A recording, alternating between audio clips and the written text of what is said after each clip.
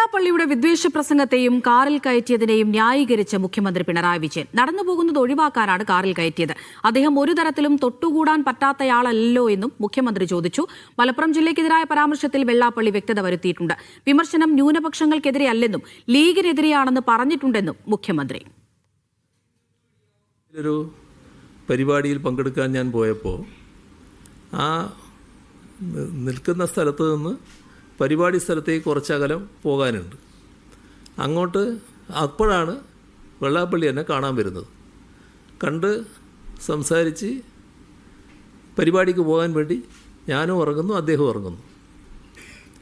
അപ്പോൾ പരിപാടിയിലേക്ക് പോകാൻ ഞാൻ കാറ് കയറുമ്പോൾ അദ്ദേഹവും എന്നോടൊപ്പം കാറിൽ കയറി എന്നുള്ളതാണ് വസ്തുത. ആ ദൂരത്തേക്ക് അദ്ദേഹം നടന്നു പോകുന്ന അവസ്ഥ ഒഴിവാക്കാൻ ആ കാറിൽ കയറട്ടെ എന്ന നിലപാട് ഞാനും സ്വീകരിച്ചിട്ടുണ്ടാവും.